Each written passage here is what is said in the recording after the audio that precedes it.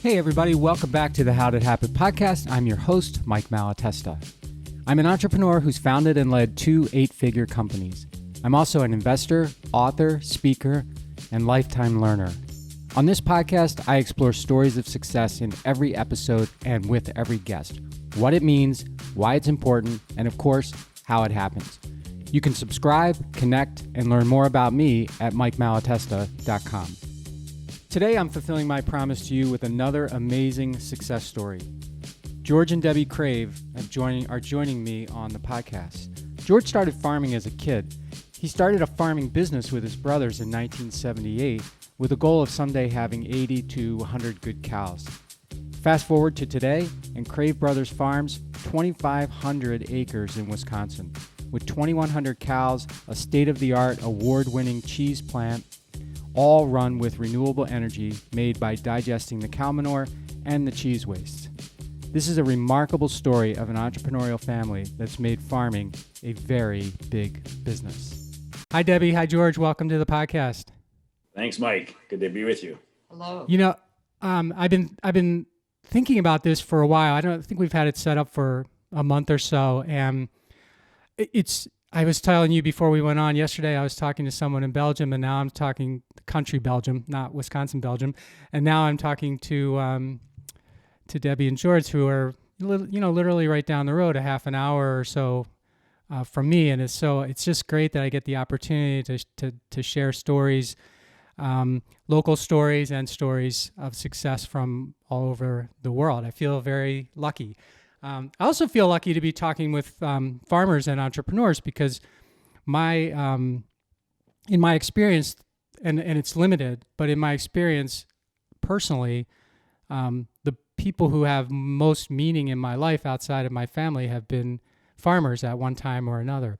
My original business partner was a farmer, and then a bunch of people who joined our company from a farming background were just so special, instrumental, helpful, and just overall good people. They made me better, because I don't have the farming skills that you get the skills you get when you grow up on a farm. So anyway, enough about me.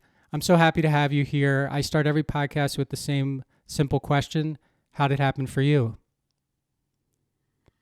Well, for me, I did grow up on a farm down in Beloit, a mile north of the Illinois line, with my dad and my large family, 7 of us children, my mom and dad, and he milked 35, 40 cows. At the time in 1974, he sold the cows. At that time, there was about 60,000 farms in Wisconsin that milk cows. I had the little red barns all over the place. And we were one of those farms, but we were also one of those farms that discontinued milking and discontinued farming. 1978, I was able to start up again and on a rented farm with my brother, Charlie.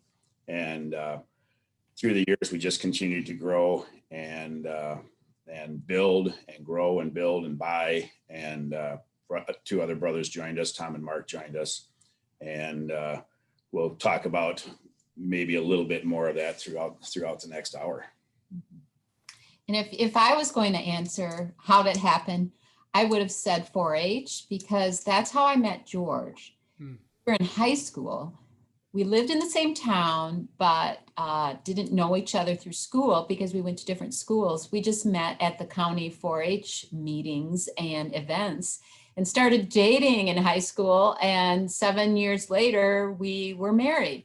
So because George and I were then together, of course, you start working together and supporting each other. And George was farming, but I was working in marketing and promotion. I started my career in marketing as Alice in Dairyland, a Wisconsin promotional person. And that was way back in 81, 82. After that, I worked at the state government in marketing and at the Wisconsin Department of Agriculture for almost 20 years. Then I went to the Wisconsin Milk Marketing Board. Then I gave George the idea through all of my work that maybe he should add some value to the milk on the farm and make cheese. And we collaborated. It was his idea. I said, not sure, but he got the idea from all the things I'd bring home and talk about. So, how did it happen? We met in 4-H and we worked together and, lived together, got married, had children, but also grew together. And that's partly what it is, because sometimes you have separate careers when you're married, Sure. and that works. Yeah. I guess when we were first married, if you told me I would end up working with my husband, I would say, no way. I wouldn't like it. I need my own identity. But now it's okay. We complement each other fine. Sometimes we don't agree, but that's good. And it's a great way to have our career kind of come to a fruition and a little bit of an ending. We're certainly looking at moving on and letting the next generation and other great employees take over. So I've covered a lot of years there and how did it happen? But again, I'll start with, we met in 4-H, and that's how we got started together.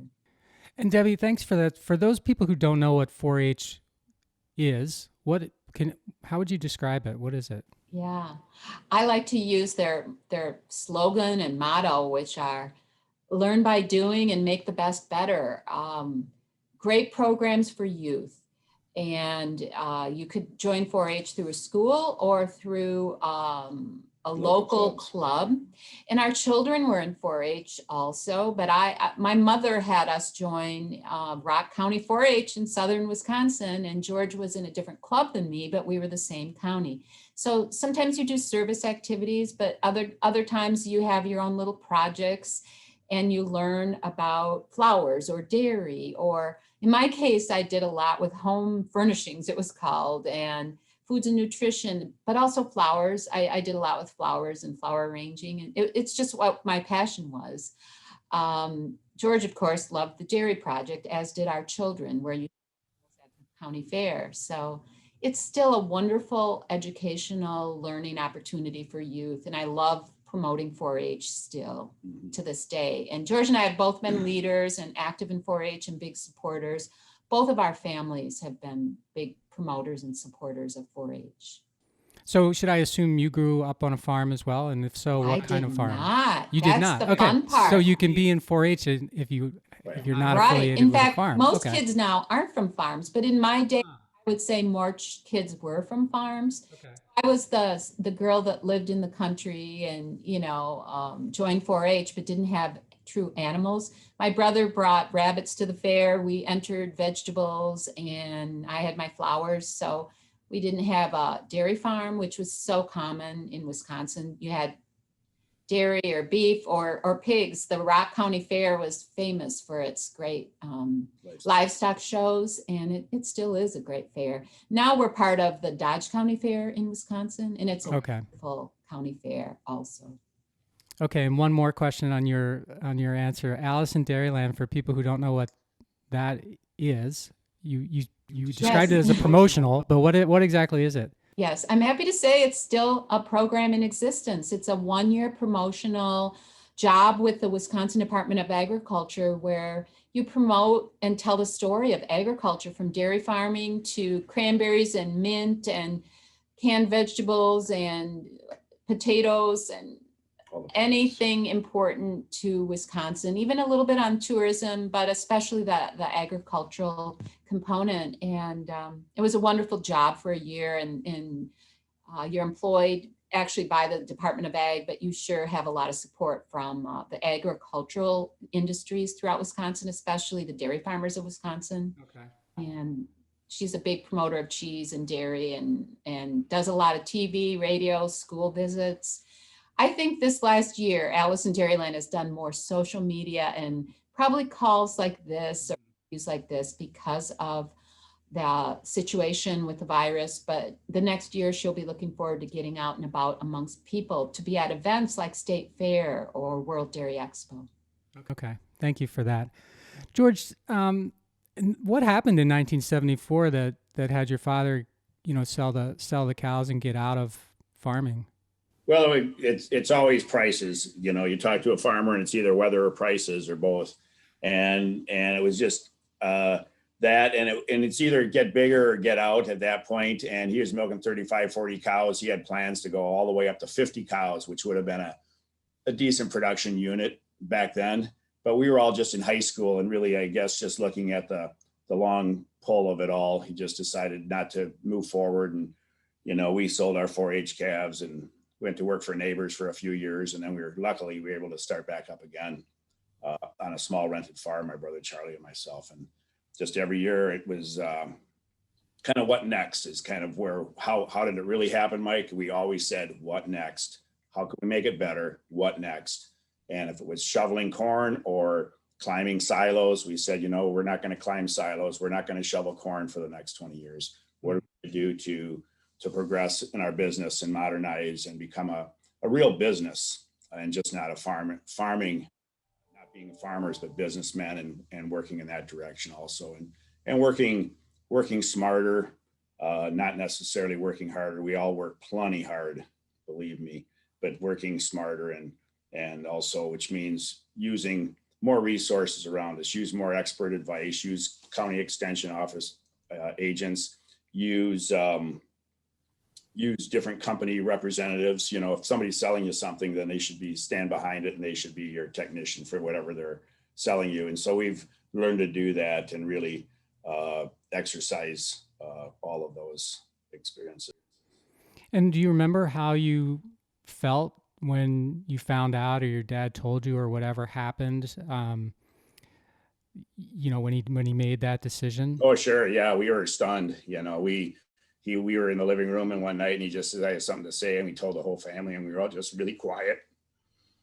And we sold our 4-H calves. That's hard when you sell your 4-H calves, but it's just what we did, and we moved on. And really, when we started farming again, I said, I'm not going to just be an average farmer. I'm not going to do this just to milk cows. And we weren't going to, I vowed that I wasn't going to have an auction.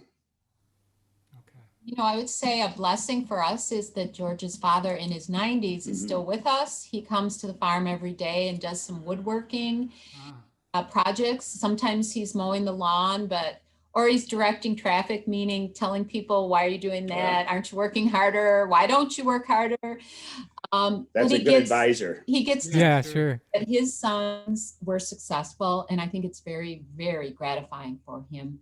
And I'll have to say he was nervous and outspoken when we built the cheese factory, because he was afraid we'd goof everything up, and he'll not be shy about telling George, I was worried, but boy, you've done a good job, and I'm proud of you. And so I think it's really gratifying for him to see that even though he made that tough decision and it was a sad day, that things changed, and we progressed the way we should, which is still working with family, coming together and doing things well, and showing that we can have a large family farm and be successful. And big isn't bad. Yeah. So I want to get back to that big isn't bad thing later, because I think there's a good story there, not just for farming, but for all businesses when you think about big isn't bad. Debbie, were you, when George decided to go back into farming with he and his brother, I don't think you guys were married yet, if I got the time frame right, but it was probably getting close. Were you nervous about that decision because of what had happened to his father, or his father's decision, and what was probably happening to a lot of farmers? Because I think you mentioned 60,000 farms in 74. I trusted George so much. I think I was a little naive. Yeah. But at one point, I remember when we were dating, he said, I might move to Kentucky and farm. My brother and I really want to farm. And I'm thankful. Partly why he was able to do it with his brother and stay in Wisconsin is that he partnered with a university professor who gave us a wonderful opportunity to get started. And I was just blindly supportive. He and his brother Charlie started milking cows in Mount Horeb, and all they did was work and milk and sleep and work and milk and sleep. And George sometimes called it Mount Horrible because it was so beautifully hilly, but not a good place to farm. And I'd go out in the weekends when I wasn't at class and try to cook. And in 4-H, I learned to bake bread and make cookies and really make some nice dishes that were more desserts. Okay. So they were starving. I just learned to cook anything off of them because they'd eat anything. We ate it. And they ate it. Thankfully, they survived. We all survived, but it wasn't easy times at all. And what about this university UW professor? What assistance? What happened there? Well, his name was Dave Wickert, and Dave was a dairy science professor. We took his classes when we were attending the university. My brother Charlie was a couple years ahead of me in school, and Dave always he came from a small farm up by Green Bay, up by Appleton, but he really had a desire to own some registered Holsteins, the black and white dairy cows, and own a good pedigreed small herd of cows. And he approached a few of his former students to see if they wanted to go into partnership with them and start a small farm, but they either went into being a feed salesman or went back to their father's farm or their wife's fiance's farm. And so we came along, Charlie and I came along, and we wanted a farm, but didn't have a farm to return to. So Dave approached us and told us his idea, and he was able to give us some financial backing. He didn't give us anything. He just, it always takes some assets. It takes some financial backing for a young person to get started. I was 20 years old. I was still going to school and driving back and forth to Madison, to Mount Horeb, and milking cows for a couple months when we were just starting in 78, spring of 78. And moved away from Beloit, didn't even have a car, had a crock pot and a clock radio. I always say that's what I started with, and half interest in a canoe. And that's what we had. And all we did is work. And then we moved to Waterloo here in 1980. We rented the farm for 3 years in Mount Horeb and did well and kind of learned our ropes and moved to Waterloo. And that was 1980. And then we had the farm crisis and 16% interest rates. If you go back and look at your financial histories of the early 80s, we're just terrible financially. And we always cash flowed. We always paid our bills. Our balance sheet was upside down. We never had a good balance sheet. We never had a good equity to debt ratio because we were so young. There weren't any government programs for young farmers. And we just worked. And I call the 80s the lost decade because we, as Debbie said, we got up, we milked cows, and we ate supper, and we went to bed, and we got up at 4:30 for 20 years. We did that. We'd get up and milk the cows and feed them and go drive to Beloit and have Christmas. And at 2:30 in the afternoon, we'd leave Beloit and drive back up to Waterloo here about an hour and 15 minutes. And we'd walk in the barn, and Christmas was over, and we'd feed cows and milk cows and feed the baby calves. And the next day we did the same thing. So that's what we did Saturday, Sunday. I tell people, we have a lot of visitors here at the cheese factory, and I tell them for the dairy farm, it's a full employment opportunity where you can work around the clock 365 days a year. There was that ad on TV a couple of years ago, 24/7, whatever, something like that. And I'm like, what's new with that? I thought farming. And what was the reason that you ended up in Waterloo? So I'm thinking to myself, okay, your dad had the farm in Beloit, then you rented the farm in Mount Horeb, and I'm not sure how far away that is, but I'm just kind of like take us through the progression of thinking, like why not just farm in Beloit, for example, and just stay there. The Beloit Rock County is fairly competitive. They have some very progressive farms down there, and it was fairly competitive. And we also wanted to be close to Dave Wickert, who lived in Middleton. We wanted him to have access. He wanted to have access to his herd and his cows, our cows. And so the west side of Madison is Mount Horeb. And so it's very convenient for him to come out and on Saturdays and help if he could. But it was mostly Charlie and I did 90% of the work. And my dad would come up on weekends, and a few brothers would come up and help out if they could and when they could. But it was mostly Charlie and myself. And how you ended up in Waterloo is that this farm became available that we're on now. Right. It was for sale, so we started out by renting, but it had land and buildings and a house. So it was an opportunity. Yeah. I remember driving by another place in Dane County that George said, gee, we looked at that place too, and how easily we could have ended up in Dane County, which would have been fine. But we have such great friends and around Waterloo. We're so glad that we ended up here.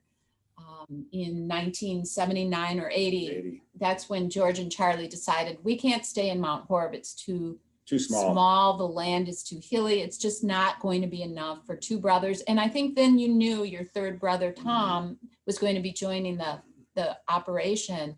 So you could milk a few more cows, have a little more help. So you just needed a different location that was more able to expand with you. Yeah, we had very progressive ideas for the time about cow housing and how to milk them and how to feed them. Very progressive, and even was more progressive than our partner Dave Wickard was even comfortable with. Even being a college professor, he's like, you guys are talking way out of the box here. And I'm like, oh, I know it'll work. It's what they do out west. It's how we really can balance the rations and really keep the cows comfortable. And that's the way we always progress towards that. And one of the real advantages of moving away from home, though, Mike, is that you don't have tradition to hold on to. No one's looking over your shoulder. The neighbor's not saying, oh, your dad didn't do it that way, grandpa didn't do it that way, or you're worried about what the neighbors say, or there's peer pressure from someone that you may have respected in the past and they think you're nuts, those young kids, they're going to go broke or whatever. And we've heard it all. I've been called nuts since about second grade. And I don't know if I'm going broke or getting rich. It depends what day it is, but we just keep going. And we think that was a very advantageous for us, a huge advantage to come into an area where we were clean. We didn't have to worry about what people thought. And it gave us could we say, a chip on our shoulder to make sure we proved that we knew what we were doing. I wasn't expecting you to go there with that answer. That's really interesting what you say about neighbors and tradition and those kinds of things. I wouldn't have thought of that, but as you were going through it, I was like, yeah, that makes perfect sense. And then I was thinking about all the examples in my own life where that's been the case. You're so close and you're listening to people who, either don't believe or don't see what you see, and it shakes your confidence a little bit, So if you get away from them, it's like, even though if they're still saying it, you're not hearing it anymore. Yeah. And what we've done over the years is we don't go out and broadcast it too much. We, as a family, when we make decisions in our meetings and we say, okay, now this is this is kind of insider trading. This is not for the world to know. They'll find out soon enough when the bulldozers pull in or the cement trucks start coming down the road. They'll find out soon enough, but we don't need to broadcast everything and keep our business to ourselves for the most part.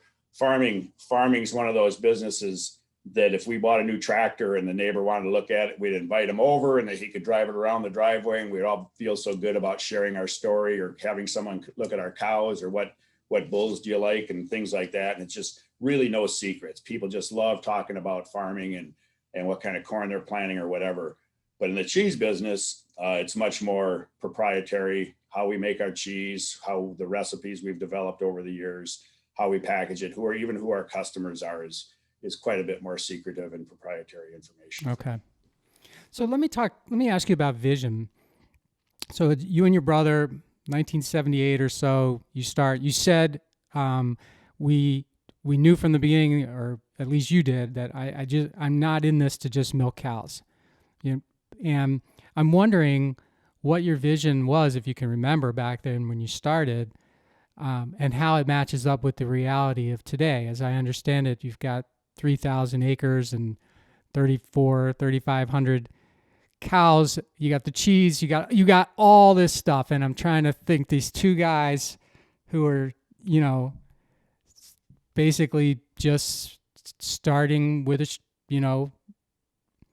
doing whatever needed to be done. I'm wondering where the vision, what you were thinking versus what actually came. Because, man, if you thought at the time that you would have accomplished what you have, I would say you're a very astute futurist, But well, no, what we have today and what we really our goal was when we moved to Waterloo is we had about an 80 cow barn, and we thought, if we fill the barn up with good cows and maybe build a little side barn, and my brother Tom joins us, and my goal was to have 100. I remember being interviewed way back early on when we were doing a few of these innovative practices for a farm magazine, and they said, "What's your goal? Wow, you guys are really on the fast track here. What's your goal?" And I said, my goal was to have 100 really good cows. I want to have 100 really good cows with my career goal. How small, how short-sighted. And, we got to that 100 good cows, and by then we were at 300 cows. We blew past that goal without even thinking about it again.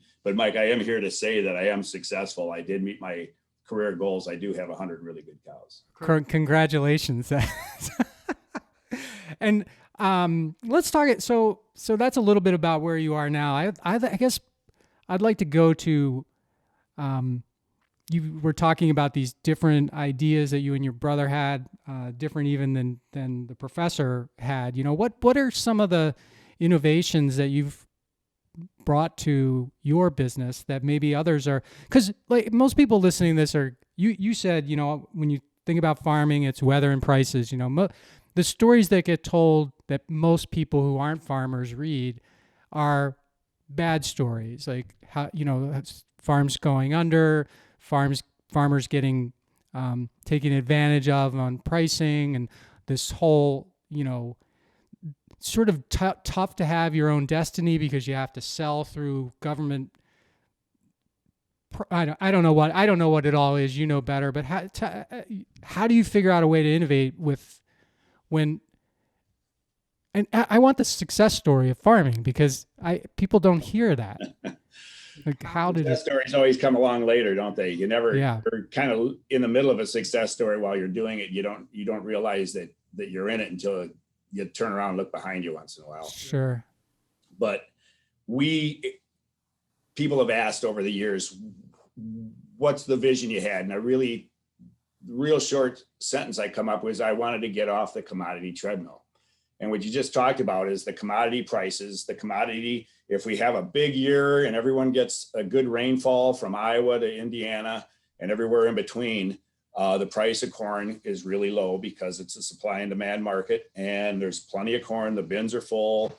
They're piling corn on the ground and it's go broke prices. So you're selling a lot of corn for break even prices.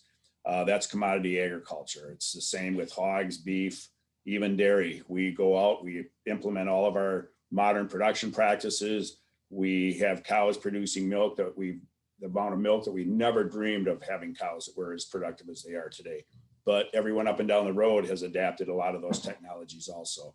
The only way that I could see breaking away and being successful for the future of our family business was to get off the commodity treadmill.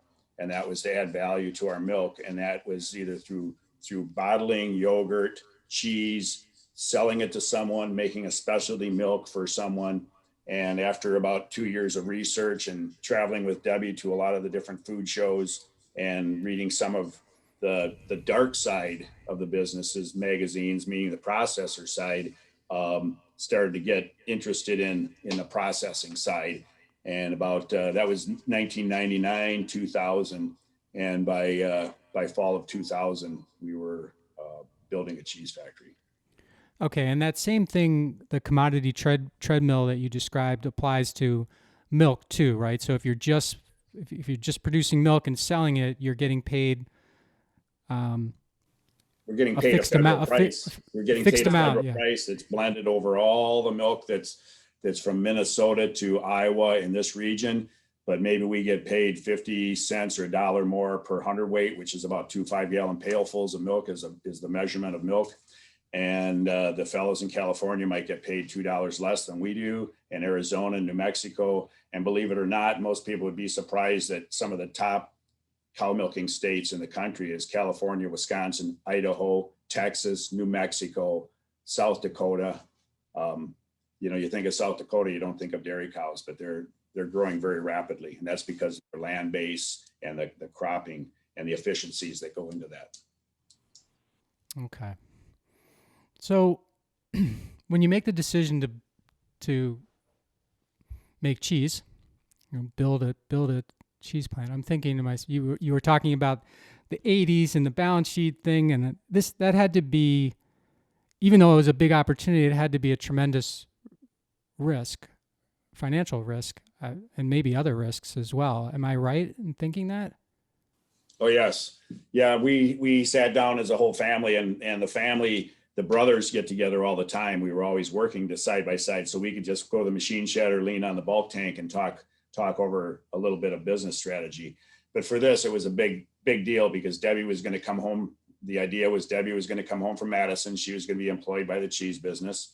I was going to leave the farm, which is right across the road from us here, and come on this side of the road and build the cheese factory. Debbie and I were going to run the business and hire a few professionals to help us with it, and we did. And so we came up with a much more of a solid business plan. But yeah, we borrowed quite a bit of money again. Didn't have a very good idea what we were doing. Learned a lot. The old expression, you learn by your mistakes, and boy, we've learned because we made a lot of them, but don't repeat them. That's for sure. Right. Right. And so we've started out selling, worked with a couple of salespeople that said they could sell the product. Some could, some couldn't. And a couple of years of really limping along and really breaking even. We received one or two major accounts that really were able to get us started. We were a company that at the time, I believe, had 70 or 80 stores, and now they have 500. So as they grow, we grow. A big slogan that Debbie and I talk about is as long as our customers grow, we grow right along with them as a supplier. And that's what most suppliers do, where you can get those good anchor companies that really you go along the long pole, and really we help them be successful and they help us grow our business as well. And Debbie, for you, were you sort of ready to take on a new challenge when this all came about, or were you sort of a reluctant, reluctant may not be the right word, but kind of like, okay, what were you feeling? Anxious. Okay, that's fair. Not even knowing if I could really work with George. He's a strong personality. I was at the Wisconsin Milk Marketing Board, and I had a great job and I loved it. I didn't like the commuting, but I was used to commuting to Madison for 20 years. So yeah, it was a risk. But we have this blind faith in each other that we can do it. And so did our bankers, and thank goodness they did also. But we had family support, and we really had a logical idea. Take our own milk and make good quality cheese. That's not the only thing though. And, you need a good story, you need a good brand, you need to work it. And now there's just so many people with stories out there that they're even trying to steal your own story. Our niche is being family, farmstead, green energy. Okay. And we just marvel at a couple competitors or even other big companies that try to say, we have a farm, or that try to From the farm. promote their story by using some of our wording. We just stick to our story. But yeah, I was nervous. Yeah, it was hard. It's worked out great, and it sure wasn't my vision. I guess I could have, I'm kind of conservative. I think I could have stayed in my good state government job for 30 years because I really liked it. And Okay. I worked hard. But that's what my father did. He stayed in the same job for most of his, career, and was really loyal. So I thought that's just what I will do. And I know people are different now, where they move from job to job to advance or to get new experiences. That can be a good thing. I never looked at myself doing that. So I guess this is about my third job: state government, Wisconsin Milk Marketing Board, and the family business. And it's a great place to land, to end up. And now we're in such a comfortable position, but difficult, of mentoring the next generation, of bringing in the next group of leaders, and of trying to transfer our knowledge, suck that knowledge out of our brains and push it into someone else. And it's a good, gratifying feeling, but boy, I couldn't have seen this 20 or 30 years ago. Not at all. So I guess just both of us being open-minded helped.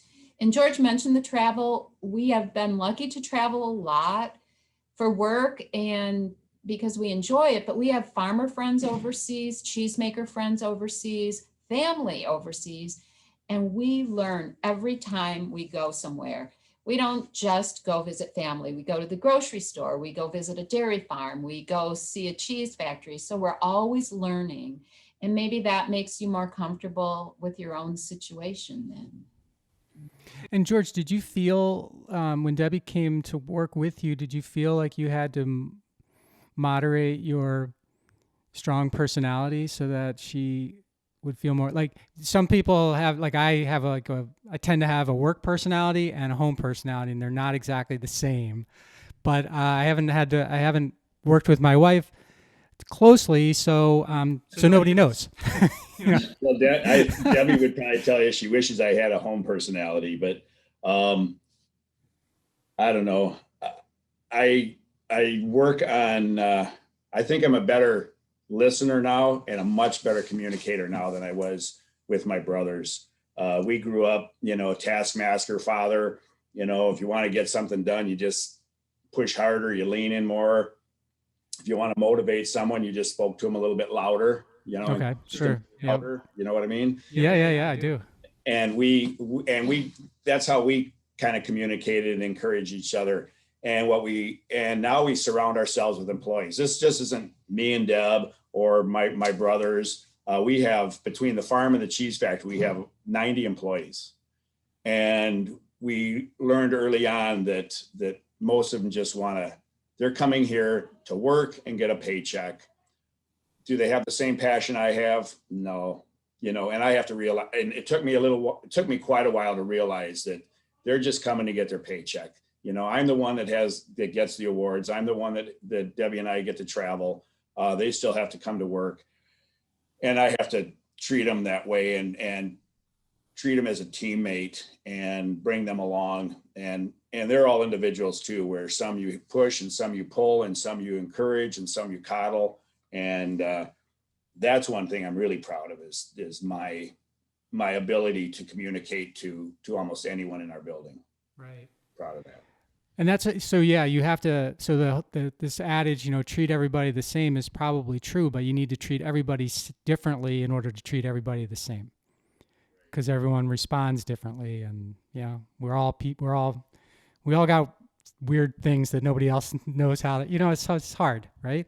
So what have you, as you've grown to 90 people and facility, you got a complicated operation. What have you or both of you done to keep up as business people and as leaders? And it's a whole new thing. From probably every 10 years for you, it's a whole new thing. I'm just curious how you've kept up with your education and whatever you needed to continue to be successful at a higher level, because a lot of people tap out at a certain point. Yeah. Well, I think I mentioned earlier that we've always said, what next? How can we get better? And the term now is continuous improvement. You go to the different workshops and they'll talk about continuous improvement. And we didn't really adapt that phrase. For us, it was just what's next and how can we do it better? And we just continue to carry that. And now through the years, whether it's putting equipment in or machinery or changing the formulation to how we make cheese. And I'm fairly gutsy at making those changes. I have a couple people in the building. It's like, you're going to change something, and you have to make small incremental change and then, measure and monitor your progress. So that's how we do it. One thing, and Debbie can expand on this, is when we would travel to trade shows, we attended 3, 4, or 5 trade shows a year and would travel. And you have to keep your ears open, because if you can't go and just look at somebody's cupcake decorations at a trade show or a food show. You're there to see what new products are out there, where the vibe is, what the new trends are, and being able to respond to those. And either it's saying, hey, we have to change with them, or we're just fine right where we are. We still have a sweet little niche. And talking to our fellow cheesemakers too really helps us. Are we on the right track with employees and benefits and everything else? Mm-hmm. We have some great friends in the industry. And even though it's proprietary, we still network a lot within the cheese world, and we help each other. How do you do this? What do you do in this situation? We go to dinner.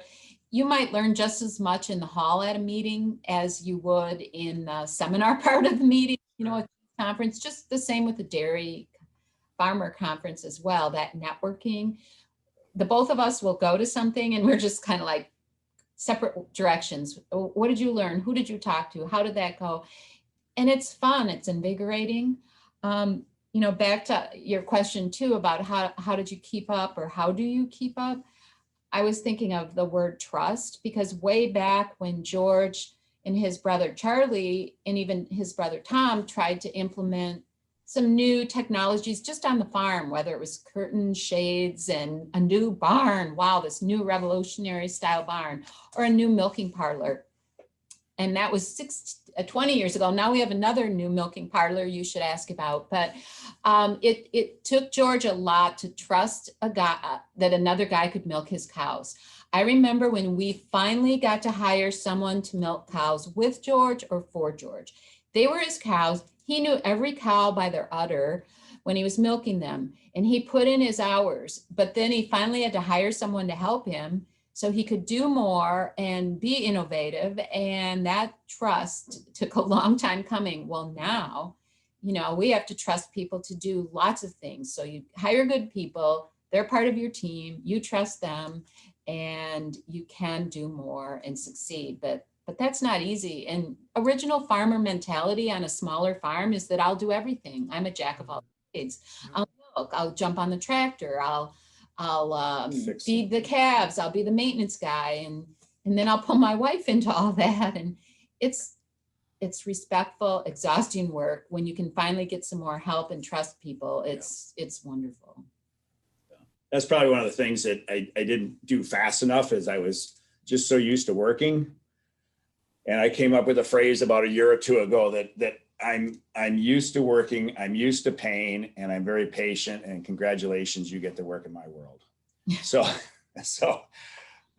Debbie, it always reminds me, not everyone wants to work in the pain that you want to work, and not everyone's willing to keep a machine running to save money. Not everyone's willing to climb under stuff to clean it like you're willing to. So we have to figure out how to make it easier for them to clean it without them getting scars on their forearms and things like that. So, and she's right. And I know that just moving into the future, we just have to make it simpler and better for our staff that's going to take over for us, because no one's going to work like I've worked. They shouldn't have to. And you mentioned earlier, I think it was Debbie that mentioned this, of people sort of stealing your story.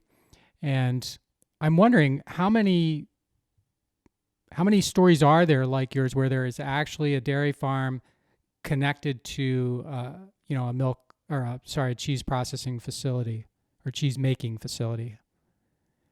Is that? I was at the Wisconsin. There's 3 or 4 in Wisconsin. Okay. That are what you call farmstead, where they use their own milk from their cows and make Gouda or ice cream or artisan cheeses, a wash rind cheese. So there's a handful here, up in Minnesota, we know a couple, and they're around. California has a handful, and they're scattered around more than what we even know. We're always surprised when we go to a show and, gee, this little farm has a product. Some is bottling milk, some is yogurt.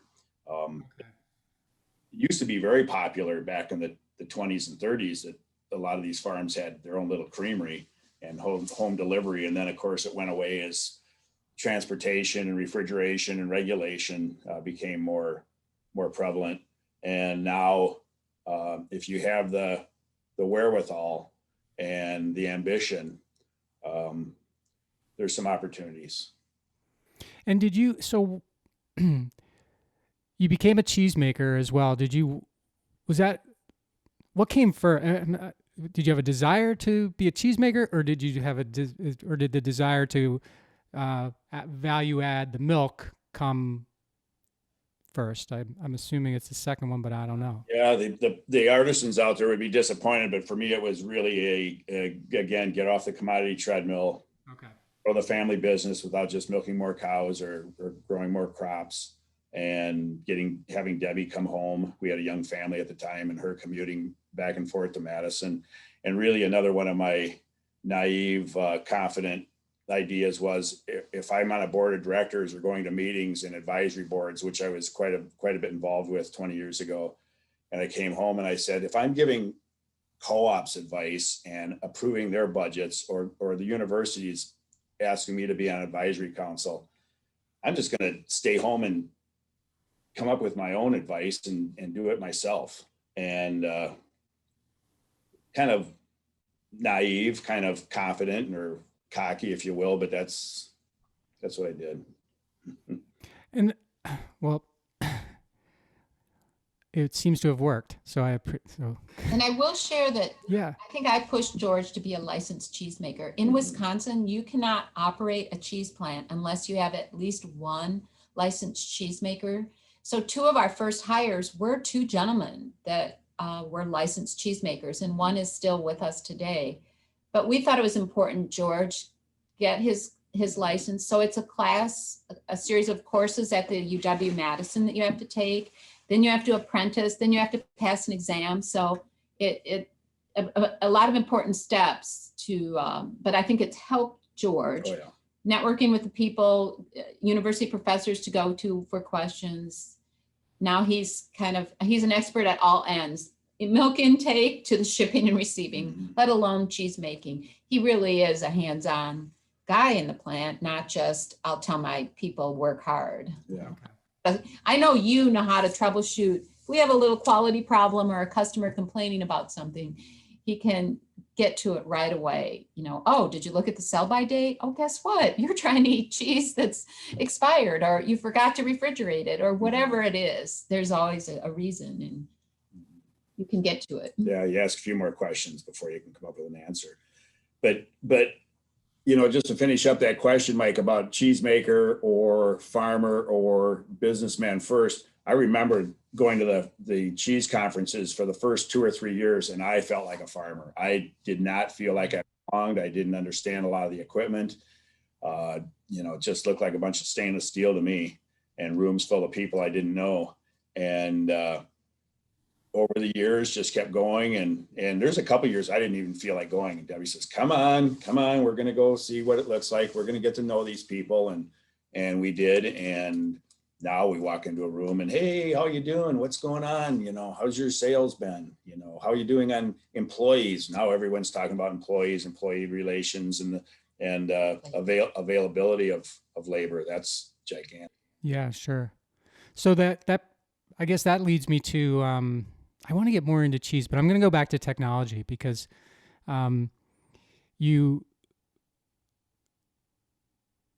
farming's changed a lot.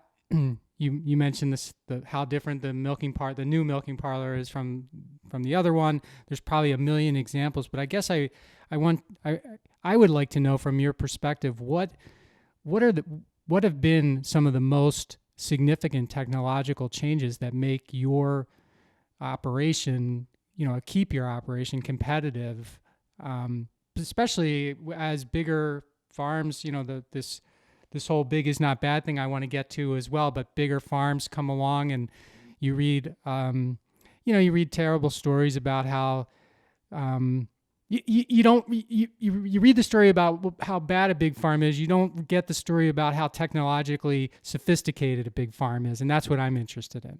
Yeah. Well, it all starts in the field, and even from the type of seed we plant now, that we don't grow corn, we grow feed. We don't grow hay, we grow feed. And it all has to work to the cow's ration for the protein, the carbohydrates, everything that comes along with a good ration for the cows. So everything we do on the farm is about making cow feed to maximize production for the cow. And some people, a cow is really a production unit where they're here to produce milk. And if we can do it efficiently too, it's just not, abusing the cow or the cow is milking too much. No, it's all about efficiencies too. It's always about the margin in business. It's managing the margin, right, and thing on growing crops and then feeding the cow. And so when we feed the cow and our cows now, again, the technology is we can genomically test our cows. We've been genomically testing our cows for about 10 years. Our son Patrick has a degree in dairy science from Madison, and he's very much into improving the cows and making the cows, again, continuous improvement on the herd, and making an average sized cow, making a moderate sized cow that just his ability to take feed and convert it into milk. And not only the milk, but the amount of butter, fat, and protein that are in those milk, the solids, the combined fat and protein is really what we use to make cheese and what we use to sell to other cheese factories if you were selling milk. So all along that way. And then, of course, comes down to doing all efficiency with our labor, handling the cows efficiently. We developed a system when I was still on the farm much modeled after some friends I know that are in the poultry, the turkey, and the pork industry, where they're very efficient about when the pigs are born, they grow them up for so long, they move to this pen, and by the time they get to the end pen, they're ready for marketing. Same with chickens. And in dairy farming, we were just kind of like, oh, the cow didn't get pregnant, she'll get pregnant next time, and she'll have a calf, and then it gets hot, and we go down in milk, and then we can't get them pregnant again, and then they get pregnant in the fall, and all this type of not really what I'd call systematic. Okay. We up to system that on Monday we do this, Tuesday we do something different, Wednesday we do this, and then hopefully by Saturday everything is finished for the week, and all we have to do is milk cows and feed calves. We don't fix machinery, we don't move cows, we don't do other types of work on the weekends. So we developed that type of system, and we were one of the first ones to really do that. And we'd go to the fair and things, and people would say, well, I couldn't come to the fair, I had to move cows, or I had to clean yards, and that we do that on Wednesday afternoon at 2:00. Like, me, and I said, that's when we do that. That's when we scheduled it. So it's one of those deals about, managing your business, not, managing your life, so your business doesn't manage you. Or what's a term they call work on your business, and work. Yeah, not in your business, on your business, right? Yeah, work on your business, not in your business. So, it all sounds great, but here I am, I'm still out crawling around in the cheese factory this morning till 11 o'clock. And you've been good at hiring consultants on the farm. Okay. Everybody can't know everything. Plus we don't have enough cash flow or want to buy every latest, greatest tractor. So we have neighbors that do help us with harvesting, that do help us with some of the field work, or a guy that might help our son with a nutrient plan for the cows. So that, using the resources available. And certainly we do that on the cheese side. I'm always thanking the university and the Center for Dairy Research and Dairy Farmers of Wisconsin, and great associations we have. There's great dairy farmer associations in Wisconsin, education-wise and support-wise, like Professional Dairy Producers of Wisconsin. But on the cheese side, we also have Wisconsin Specialty Cheese Institute, a networking mechanism, and speakers and whatnot. So we have great resources for dairy in Wisconsin, whether you're a farmer or a cheesemaker. And is your cheese sold as your brand, or is it sold private label, or is there a combination of things going on? Yeah, it's both. Much of our cheese is private label across the country, and we're proud of that. It's great, but the family, it's really important to the family, and George and I as well, that we can find Crave Brothers Farmstead cheese brand, especially locally and throughout the Midwest. And we have a good following in some local stores. Okay. And we also sell off our website, but we're always trying to expand our own brand. It's not easy to build a brand. So we've been patient and logical, and really always just sticking to our story, which is that family and farmstead story, and also green energy. We haven't really talked about it, but we have a biodigester system on our farm that takes the cow's waste and processes it into electricity ultimately. Okay, so we're doing all kinds of good things for Mother Earth, and we call ourselves carbon neutral, carbon negative. So let's stay there, because my whole career has been outside of my podcasting, has been in the waste business. So this and transforming waste into a resource is very interesting to me. I don't think many people know what an anaerobic digester is. I don't think many people know anything about this particular green energy. So let's just, why did you do it, I guess, is the first thing, because as I understand it, digesters are very expensive, like cheese plants and everything else. They're expensive to build. So what was the motivation for doing it first and foremost, and how does it work, and what's the impact been to you and the community? Well, how it works is we take the waste from the cows in the cheese factory, and we have two large 750,000 gallon tanks, above ground tanks with a big dome, flexible dome over the top. And the waste inside there is rapidly decomposed, which produces methane gas. A byproduct of that rapid decomposition is methane gas, highly combustible natural gas that is captured and fed to a huge internal combustion engine, just like you have in your car, only this engine's the size of your car, and 800 horse, and turns a electromagnetic generator that produces enough electricity to power the farm, the cheese factory, and about 300 homes in our community.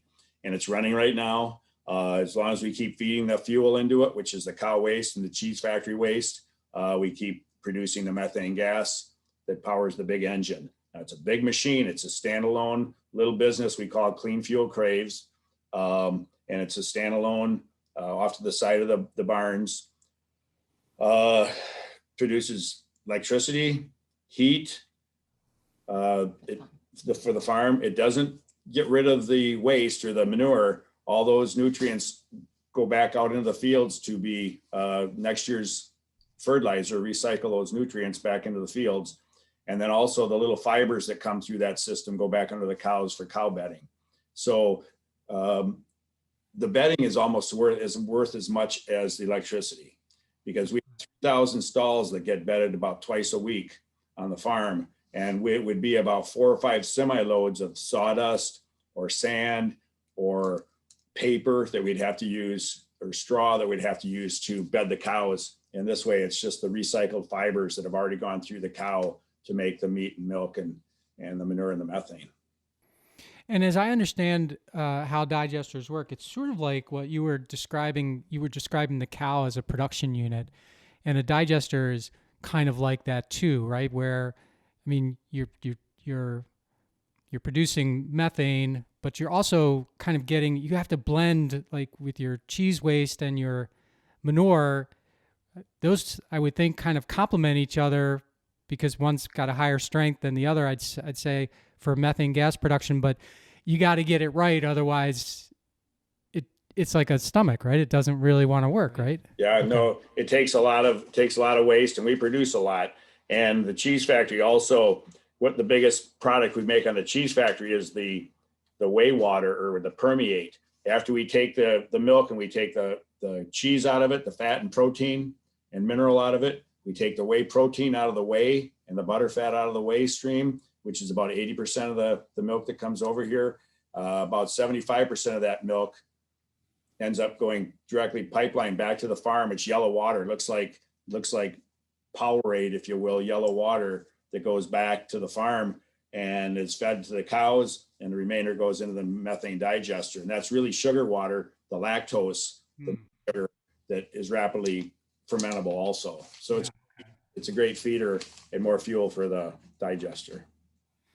And Debbie, you mentioned carbon neutral. So one of the raps that cows get these days is the methane production, right? It's like they're bad because they are polluting, they're damaging, adding too much CO2. But your system is actually collecting all of that, so it's not decomposing and breaking down outside on the ground somewhere. It's actually all being fed or channeled into the digester.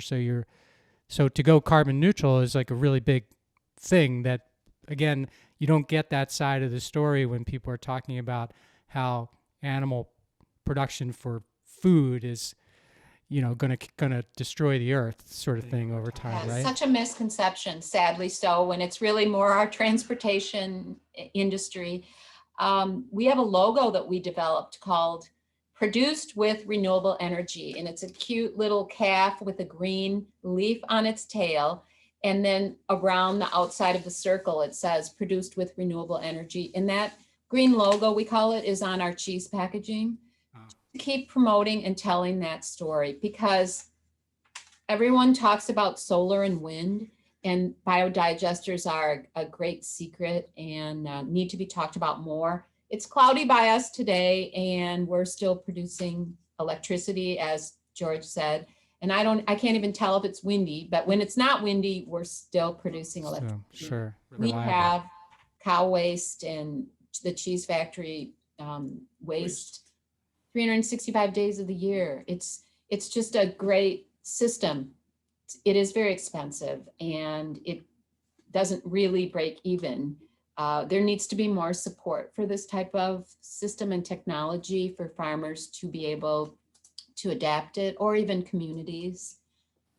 So hopefully there is more support in the future, and for energy companies to adequately compensate a business that's producing renewable energy. Right. Important talking points down the road.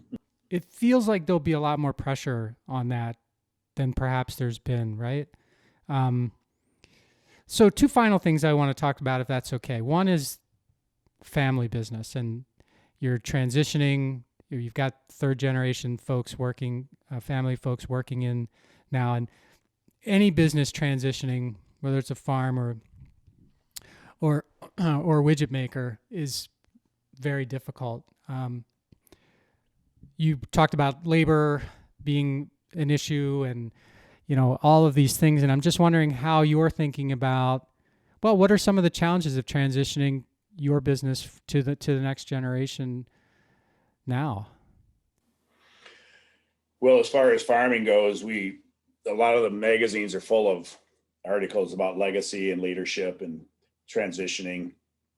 And I think the transition word gets so scary sometimes, but when you look at your whole entire life, every 6 months or a couple of years is a transition from going through school to getting married, to having children, to your children getting their driver's license. That's a big one. Transition too. And then all the way through, and then through your career also. And now we get looking at this part of our career. And we've been looking forward to it because we've talked about it for a long time. One thing when we were in business with Dave Wickert is we had to always treat it as a business. And he made sure that, this is a business. If it's not successful, then we'll just call it a day. And we were going to get paid. If the price of milk was good or the price of milk was bad, we were still going to get a paycheck, because you're not going to save the business by not paying yourself or living in poverty. That's one thing that you have to get in your head. And so through transitioning, we've talked about it. First of all, you have to talk about it as a family from early on. You have to talk to your children about it. You have to let people know that these are what we're expecting for the next generation if you want to be involved here. And we developed bylaws or kind of little rules, you would say, several years ago about if you're going to work here or want to be an owner someday, you have to go through these different steps. And we're proud to say that 3 of the next generation are legal owners, and there's more to come. Our son is a licensed cheesemaker here. Our daughter hopes to come back someday. Our niece works here at the business, and all very important. And not only to them, but also transitioning the leadership and responsibility to the next generation, just not only owners. So there's several aspects of transitioning. We've hired consultants for all different aspects of the transition, from professional coaches to family meeting facilitators to transition experts. This is what we're going to do for the next 3 years to walk us towards the yeah. And smart. We've all embraced that. Okay. So last thing, big is not bad. Kind of piggybacks on this transition thing too. Why is big not bad? And I'd like to hear both of you tell me why you think that. And what is this vision we talked about before from 1978, and where you are now? What's your vision for 2000? Whatever, 50.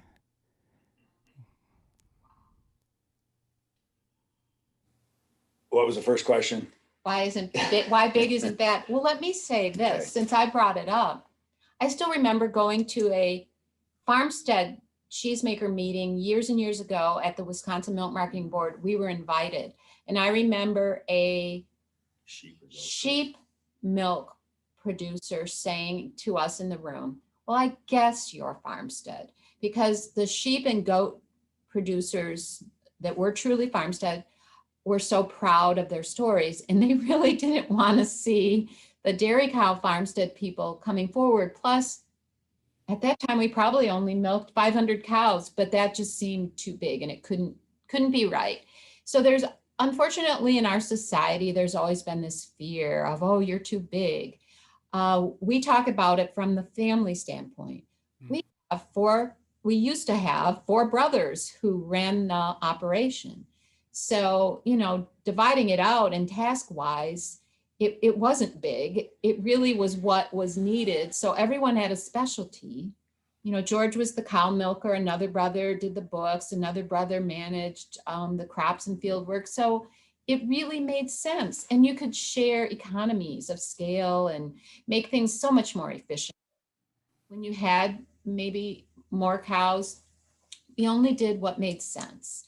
So for us, it's been about family, not big, but people kind of remind you, the regulators like to remind you, or the negative kind of PR people that truly don't know what they're talking about. And so we're always telling our story, because if we don't, someone else will. Okay. About my vision, it's ironic that George kind of brought up, it's a good thing we moved here so we didn't have the neighbors or dad or someone else watching us, when really that's what we have now for our sons and daughters and nephews and nieces. And that's not always easy for them. It's not always easy that George goes on the farm after the factory, Mike, and he says, why is that tractor out? Or what are you doing? Or why aren't the calves, blah, blah, blah. And I'm like, George, let them manage their own way. That's that's common. It's really hard. My vision is that we can step away comfortably, and we are, and we can, let the next generation lead the way.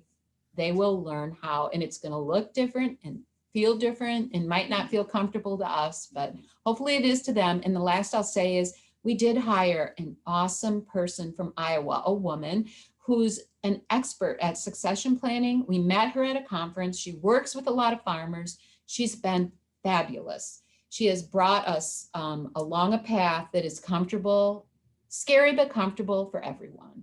And we're still working on it, and we will be. And thank goodness there are people that can really know the ins and outs of these scenarios, because it's scary. And otherwise you just keep doing. George he'd be in his cheese desk and over at the farm till he was 85 years old, driving everyone nuts. And that is not what we want.